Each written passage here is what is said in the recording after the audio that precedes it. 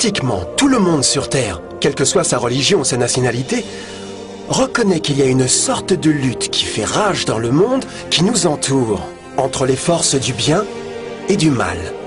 Une lutte colossale entre la lumière et l'obscurité, la vérité et l'erreur, l'oppression et la liberté, le bien et le mal, et ultimement, la vie et la mort. Quelle histoire se cache derrière ce paradoxe flagrant? De nombreuses religions, y compris la Bible, enseignent qu'au-delà du voile en 3 dimensions de notre monde physique, existe un autre monde spirituel très réel que nous ne voyons pas. Dans ce domaine invisible qui nous entoure constamment, une bataille titanesque se livre entre le héros suprême vertueux et l'infâme méchant par excellence. La grande question est la suivante. Qui en sont les principaux protagonistes et où, quand et comment cette crise cosmique a-t-elle commencé? C'est le plus grand mystère de tous les temps et l'histoire vraie la plus incroyable qui ait jamais été racontée. Cette crise touche maintenant chaque personne sur Terre. Oui, chaque personne.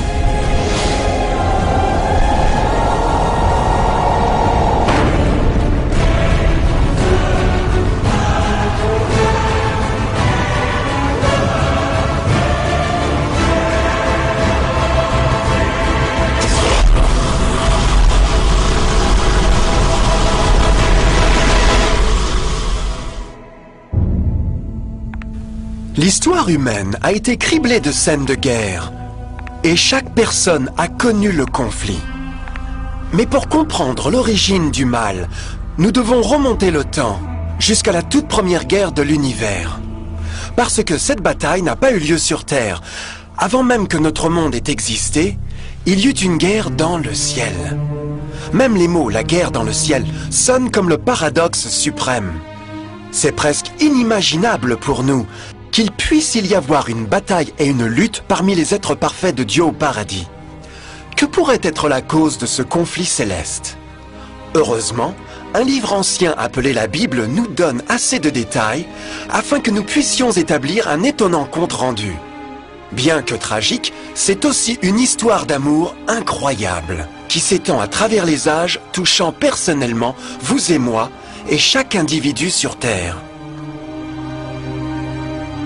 Notre histoire commence il y a bien longtemps dans le centre de l'univers, dans un lieu appelé le ciel, rempli d'êtres angéliques, enchantés de remplir la volonté de Dieu. Sous le juste et le bien-aimé gouvernement du Créateur, tout le ciel jouissait d'une existence de joie et de bonheur parfait. Le prince suprême du ciel et commandant des anges était le Tout-Puissant et le Fils aimé de Dieu. La plupart le connaissent de par le nom qu'il a pris quand il est venu sur terre, Jésus. Il ne faisait qu'un de but et d'esprit avec Dieu le Père. Le ciel, conformément à l'autorité compatissante du Père, du Fils et de l'Esprit, s'est avéré être un endroit de merveille, de paix et de joie. Pour mener à bien les ordres de Dieu, la Trinité était entourée d'un océan virtuel d'innombrables ministres d'esprit appelés les séraphins et les chérubins, ou plus communément connus en tant qu'anges. Ces créatures puissantes et intelligentes ont trouvé leur plus grande joie en faisant l'offre du Tout-Puissant. Mais Dieu a créé un ange extraordinaire pour servir de chef à l'entière foule céleste. La Bible nous dit que son nom était Lucifer, qui signifie porteur de lumière. Ce chérubin était le plus grand être créé par Dieu et a tenu la position la plus proche du trône de Dieu, directement sous Jésus dans l'autorité céleste. Le travail de Lucifer était de communiquer la lumière et la connaissance de la volonté de Dieu à tous les autres anges. Lucifer était l'être le plus splendide créé par Dieu. Il était extrêmement beau et doté de pouvoirs étonnants de direction et d'organisation. Parmi les anges, il était très admiré, respecté et aimé comme un ami. Pourtant, Dieu avait prévu la misère que Lucifer était sur le point d'introduire dans le royaume de la lumière. Plein de sagesse, parfait en beauté, couvert de toute espèce de pierres précieuses. Tu étais un chérubin protecteur, aux ailes déployées. Je t'avais placé, et tu étais sur la sainte montagne de Dieu. Tu marchais au milieu des pierres étincelantes. Tu as été intègre dans tes voies, depuis le jour où tu fus créé, jusqu'à celui où l'iniquité a été trouvée chez toi. Comme Lucifer a commencé à réfléchir sur sa propre beauté et son pouvoir, son cœur s'est peu à peu mis à changer. Il a tourné son centre d'intérêt pour se détourner de Dieu, et il a dirigé son amour sur lui-même. Nous ne pourrons jamais vraiment comprendre comment et pourquoi ces graines de rébellion ont germé dans son cœur. Mais le prophète Ésaïe fournit cet aperçu de la pensée de Lucifer. Comment est-ce possible ? Te voilà tombé du haut du ciel, toi l'astre brillant du matin. Te voilà jeté à terre, toi le vainqueur des nations. Tu te disais, je monterai jusqu'au ciel, je hisserai mon trône plus haut que les étoiles de Dieu. Je monterai au sommet des nuages, je serai l'égal du Dieu très haut.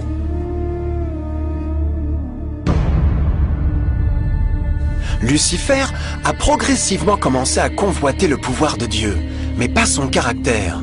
Comme il a pensé à ses extraordinaires capacités et à sa beauté, les tentacules malignes de fierté et de vanité ont saisi son esprit.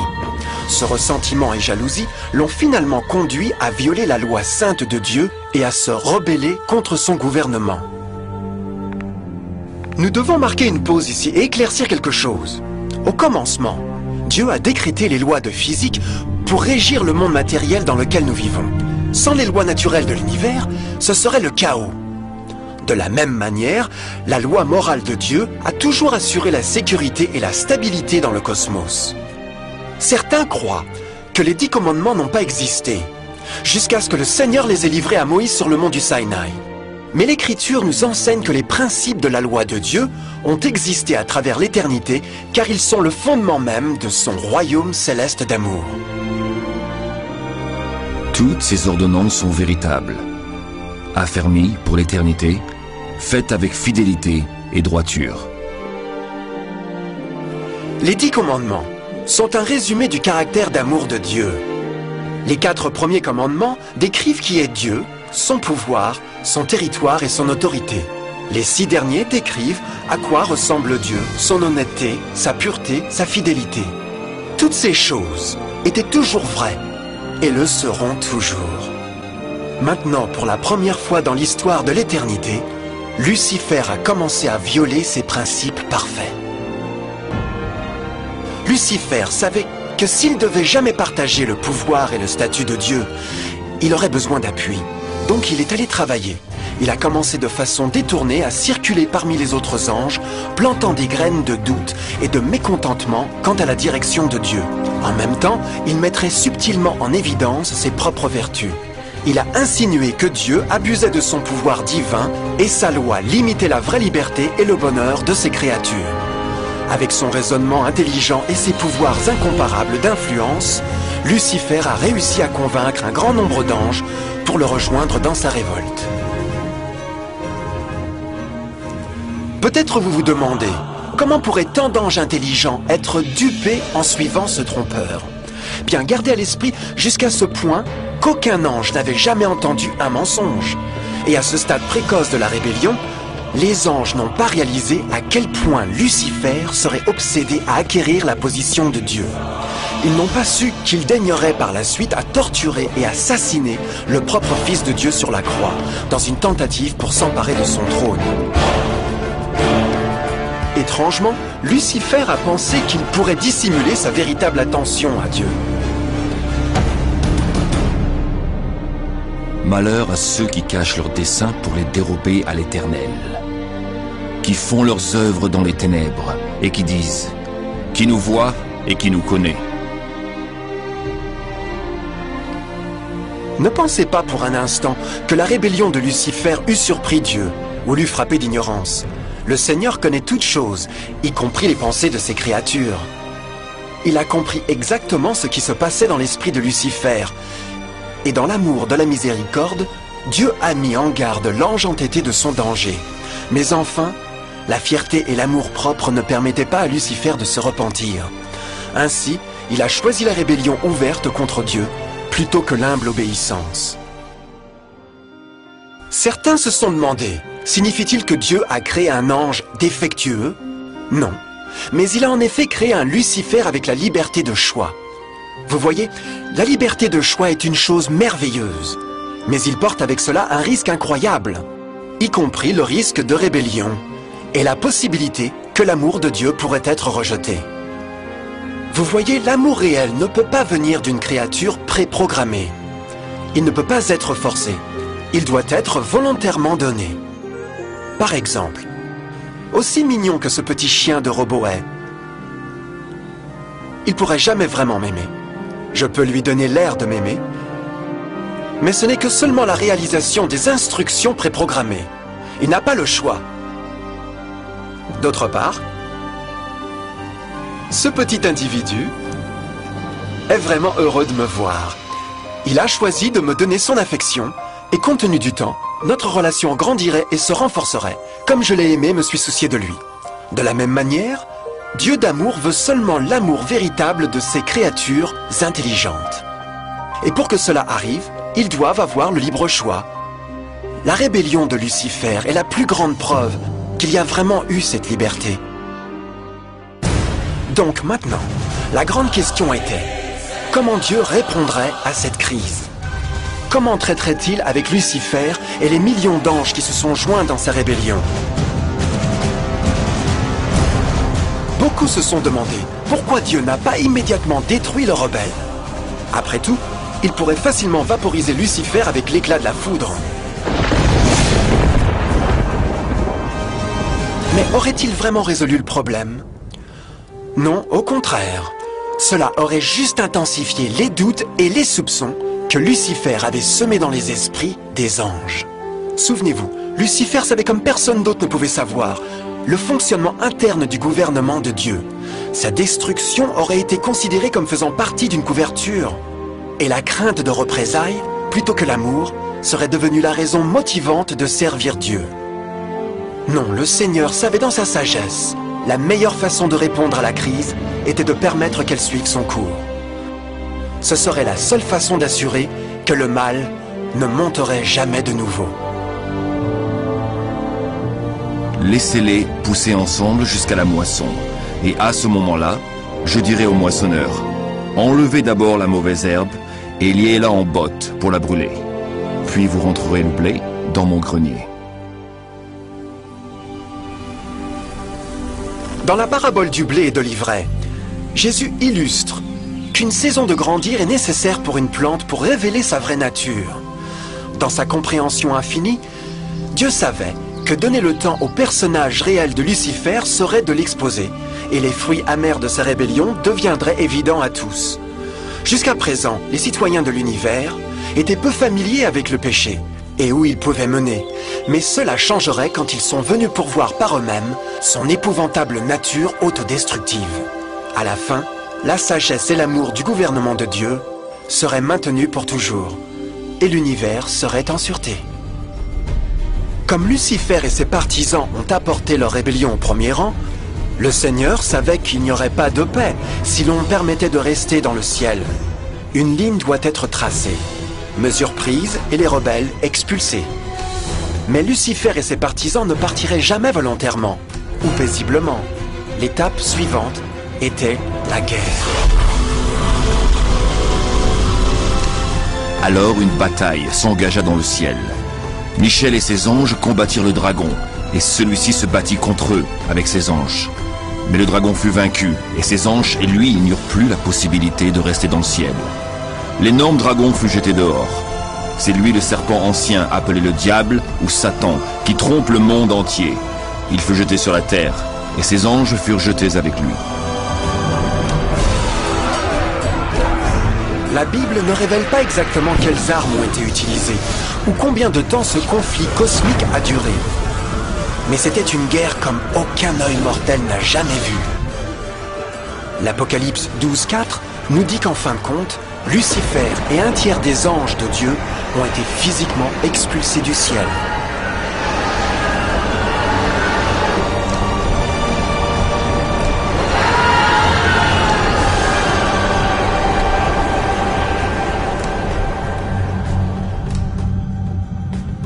Mais que se passera-t-il ensuite ? Lucifer avait maintenant des milliers d'anges de son côté, mais il avait besoin d'une plateforme d'action pour continuer sa révolte. Bientôt, bien trop tôt, l'univers commencerait à comprendre comment pénibles et coûteux les salaires du péché pourraient être. Car la guerre n'était pas finie, elle venait de commencer. Lucifer, le porteur de lumière, était maintenant devenu Satan, l'adversaire.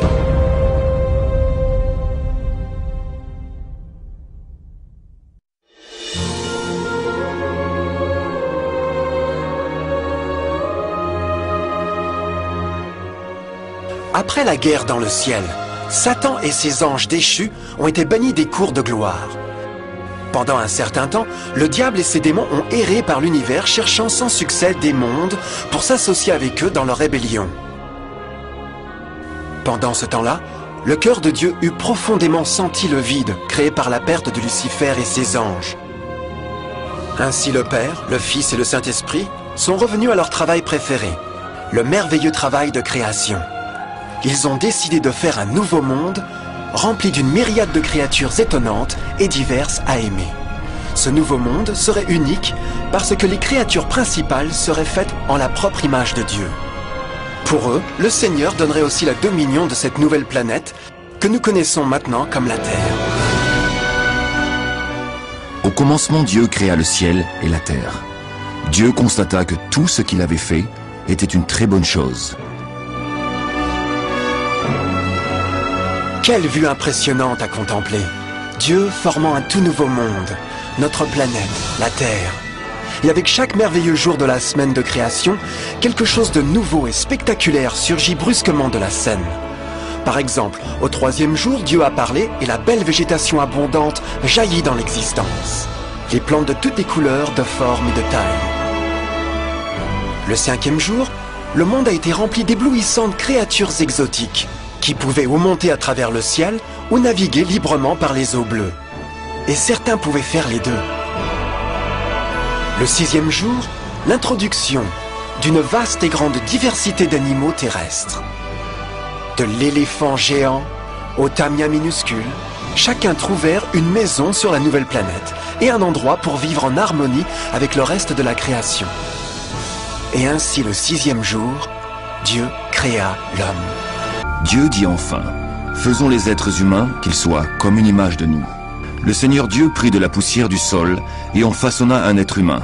Puis il lui insuffla dans les narines le souffle de vie, et cet être humain devint vivant. Ensuite le Seigneur Dieu planta un jardin au pays d'Éden, là-bas, vers l'est, pour y mettre l'être humain qu'il avait façonné.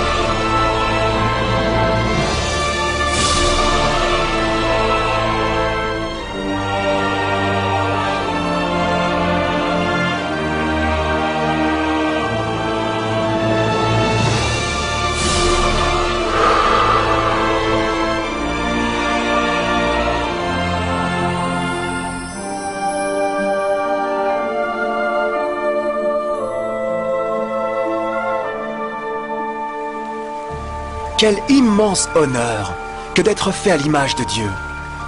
Être un individu libre, penseur, autonome. Au début, l'homme n'était pas conscient de sa nudité.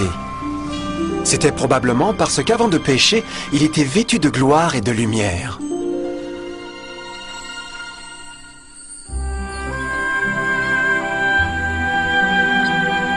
Dieu a aussi créé le compagnon idéal pour Adam, sa belle femme Ève.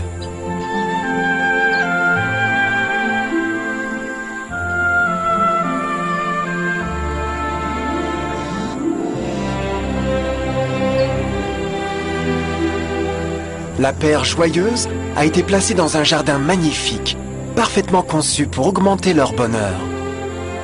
Pour Adam et Ève et les autres créatures de la terre, ce fut aussi un privilège divin donné de procréer à leur propre image. C'était l'intention de Dieu que le genre humain conserverait la dominion sur ce paradis parfait, pour toujours. Éternellement heureux et en bonne santé, il travaillerait avec la flore du jardin de Dieu, tout en appréciant l'affection et la compagnie de toutes les créatures sous leurs soins. L'environnement que nos premiers parents ont connu se distinguait énormément du monde d'aujourd'hui. Les roses n'avaient aucune épine, les insectes ne mordaient ou piquaient, et les lions et les agneaux gambaderaient doucement ensemble. Mais la plus grande bénédiction fut que les gens vécurent en harmonie parfaite avec leur Créateur. Chaque 7e jour, Adam et Ève se reposeraient de leur travail agréable et tiendraient l'ouverte communion bienheureuse avec la visite de leur Créateur. C'était un splendide, merveilleux monde. Et cet état heureux aurait continué par l'éternité si seulement nos premiers parents avaient témoigné leur fidélité par un simple test. Mais tu ne mangeras pas de l'arbre de la connaissance du bien et du mal, car le jour où tu en mangeras, tu mourras. Parce que l'adversaire a contaminé l'univers avec sa rébellion, le Seigneur a vu la nécessité d'un test simple d'amour et de fidélité. Rappelez-vous, les bons anges avaient juste vu un tiers de leurs amis chassés du ciel pendant la guerre. Comment pourrait-on être sûr que ces nouveaux humains ne seront pas du côté de Lucifer et la cause de plus d'ennuis? Donc, le Seigneur a placé un arbre unique dans le jardin. Un arbre dont le fruit ne devait pas être mangé sous peine de mort. Le passage de ce simple test d'obéissance démontrerait l'allégeance d'Adam et Ève à Dieu et à la foi en ses paroles. Bien sûr, c'était un test d'amour. C'était pourquoi Jésus a dit dans John 14, « Si vous m'aimez, gardez mes commandements. » Mais quelqu'un d'autre a appris ce test de foi, et il fut déterminé à l'utiliser à son avantage. Satan était très jaloux des gens heureux, qui appréciaient maintenant la vie bénie qu'il avait perdue. Leur existence heureuse tenait de contraste complet avec la sienne, qui était maintenant pleine de culpabilité, de péché et de misère. Dans son ressentiment menaçant et de colère, il ne se contentait pas de laisser la paire innocente seule. Pour le pécheur, toujours cherche à rabaisser les autres avec lui.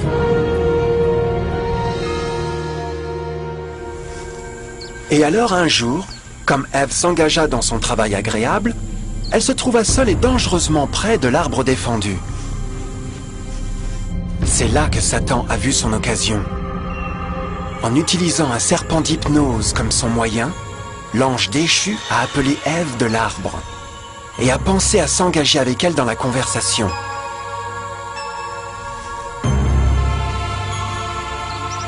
Ces mots charmants ont été soigneusement calculés pour inspirer une méfiance envers Dieu.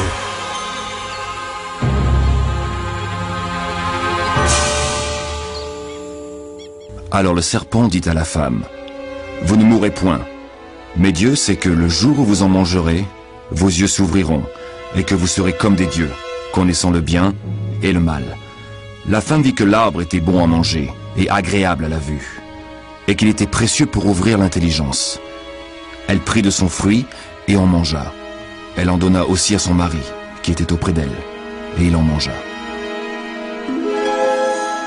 Tragiquement, comme Ève écouta la douce voix soyeuse du tentateur, elle commença à avoir des doutes sur la parole de Dieu. Le serpent l'avait séduite avec la promesse de renforcer le pouvoir et la sagesse. Elle l'a trouvé séduisant. Après tout, le fruit avait apparemment donné au serpent la capacité de parler. Quels autres pouvoirs pourrait-il lui donner? Et alors, bien qu'elle venait juste de rencontrer le serpent, elle eut confiance en ses paroles au-dessus de Dieu, qui l'avait créé et lui avait fourni sa maison au paradis. Donc, Ève a mangé le fruit interdit.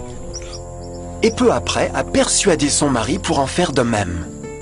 Adam aurait pu choisir de rester loyal envers Dieu, mais il a mis son amour pour sa femme au-dessus de son amour pour Dieu. Comme nos premiers parents ont donné leur allégeance à l'ennemi, la dominion de la terre a été revendiquée par Satan. Vous le savez bien. Si vous vous mettez au service de quelqu'un pour lui obéir, vous devenez les esclaves du maître auquel vous obéissez. Personne ne peut servir de maître.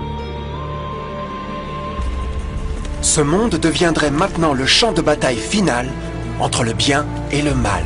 Et les cœurs de chaque homme et femme deviendraient le prix. Peu, Adam et Ève avaient réalisé à ce moment-là. Mais leur seul moment de méfiance et de défi ouvrirait les vannes de souffrance sur des millions d'individus pendant des milliers d'années.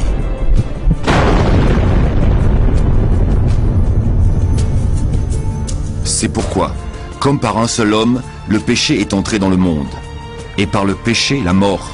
Et qu'ainsi la mort s'est étendue sur tous les hommes, parce que tous ont péché. Nos premiers parents ont bientôt commencé à faire face aux terribles résultats de leur péché. Dans leur saint état, Adam et Ève rougeoyaient avec les robes de gloire. Après qu'ils eurent péché, ces robes naturelles de lumière se sont effacées et sont devenues mortifiées par le sens de leur nudité. La honte et la crainte ont remplacé leur joie et paix, et ils ont cherché à couvrir leur nudité de feuilles. Ils se sont maintenant aussi trouvés sous l'influence constante du diable. Céder à la tentation a affaibli leur vraie nature, et Satan avait gagné un nouveau pouvoir sur l'humanité. Le peuple ne pouvait plus résister aux tentations du diable par leur propre force. Finalement, et le plus terrifiant, ils se sont trouvés vivant sous une menace de condamnation à mort. Dieu les avait avertis que la désobéissance apporterait la mort. Ils avaient déjà éprouvé la mort spirituelle. Combien de temps faudrait-il pour qu'ils souffrent de la mort physique aussi bien? À ce point, leur avenir ne tenait à rien qu'obscurité et désespoir. C'est ainsi qu'il chassa Adam, et il mit à l'orient du jardin d'Éden les chérubins qui agitent une épée flamboyante pour garder le chemin de l'arbre de vie. Tout comme le péché avait causé l'expulsion des anges déchus de leur maison céleste, maintenant, à cause de leur désobéissance, Adam et Ève furent chassés de leur maison du jardin au paradis. Tout autour d'eux changeait rapidement, et l'humanité s'est trouvée susceptible au chagrin d'amour, maladie et finalement la mort. Même les animaux et les plantes ont été affectés par l'épouvantable malédiction. Les épines et les chardons apparurent maintenant sur des arbres et des fleurs, et les animaux qui autrefois étaient doux ont commencé à tuer et à se dévorer. Le pire résultat fut que le péché avait séparé l'humanité de Dieu.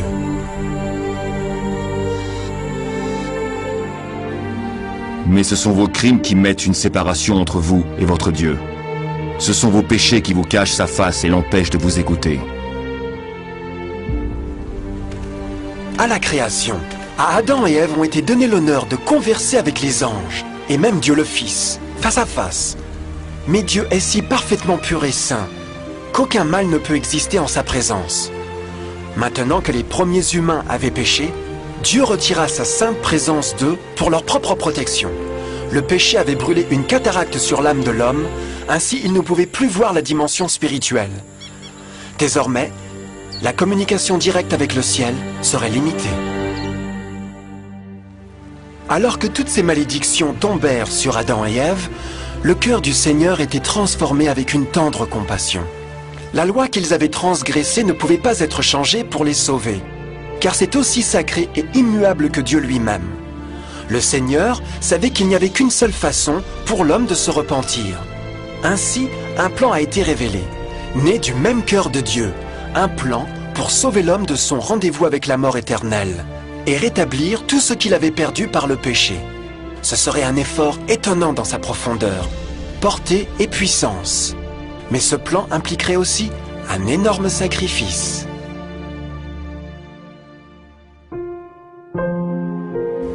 Voici comment Dieu a manifesté son amour pour nous. Il a envoyé son Fils unique dans le monde afin que nous ayons la vraie vie par lui.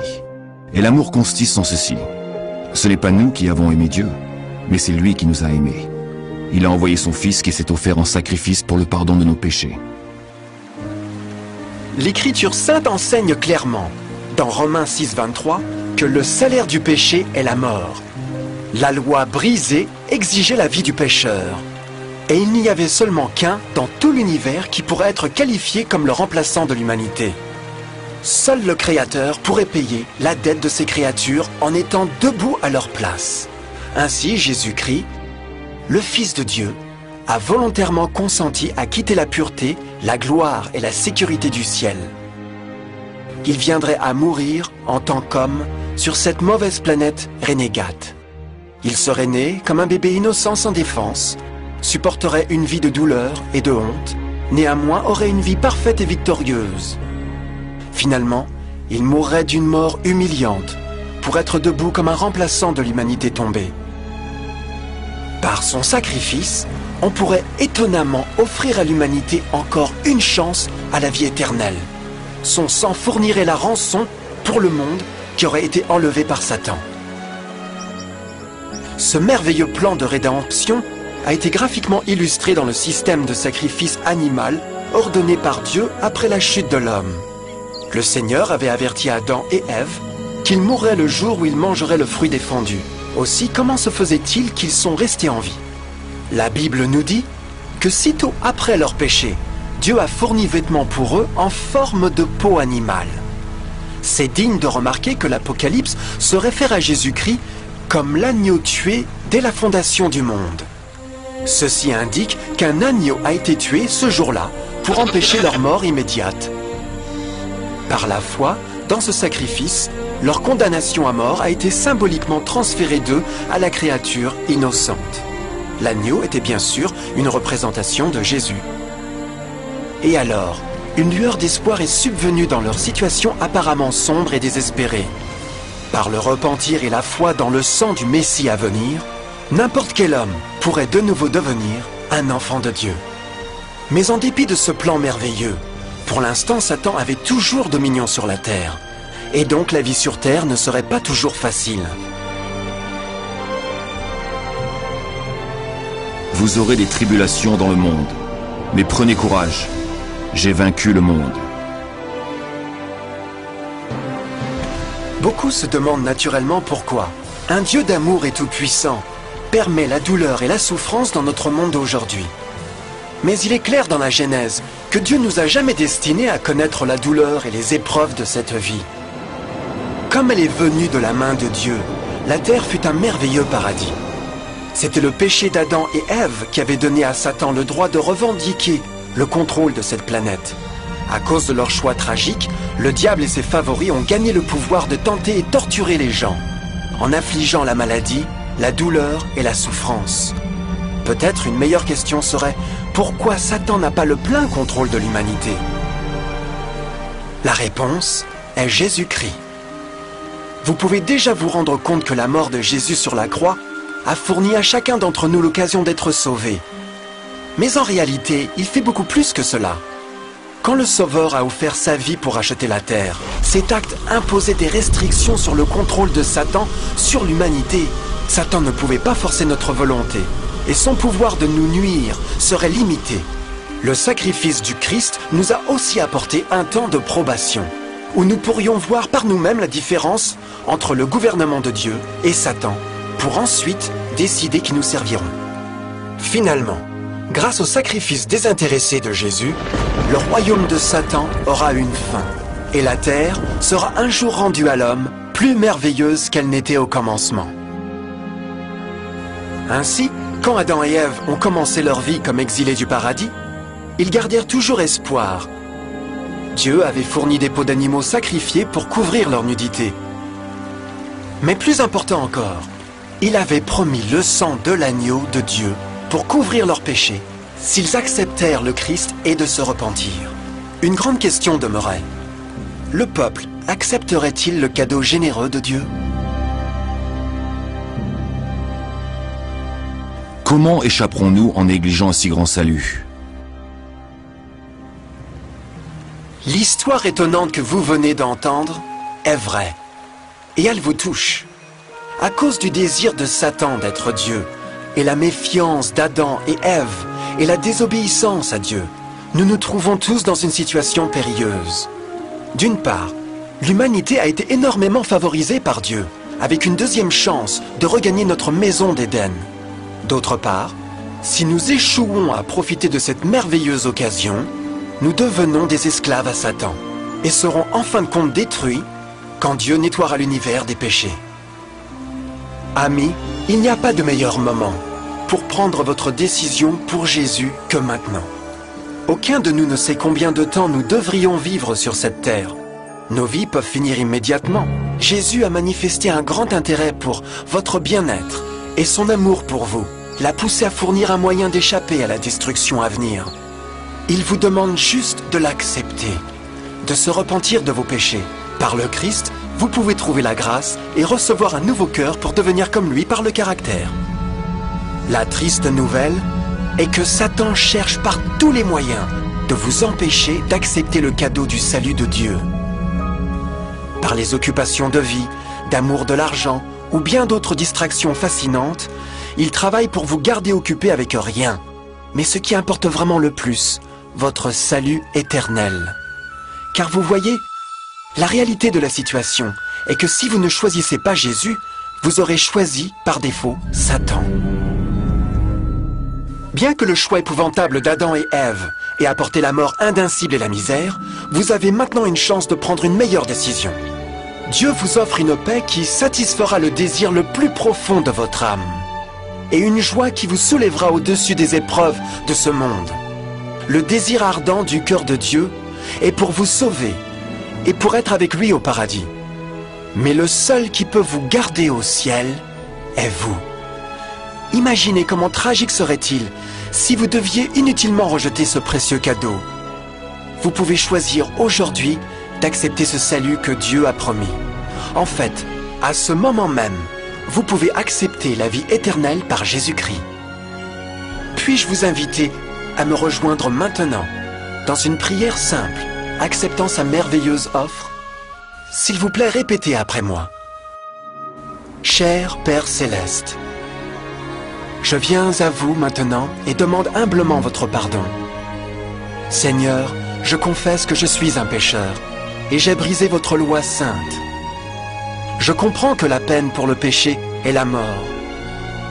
Je crois que Jésus-Christ a souffert et est mort sur la croix en punition pour tous mes péchés.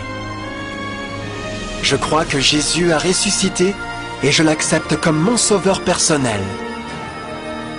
À partir de ce moment, je vous donne ma confiance du cœur, vous, pour être le Seigneur de ma vie. S'il vous plaît, pardonnez tous mes péchés et envoyez votre esprit pour m'aider à accomplir votre volonté.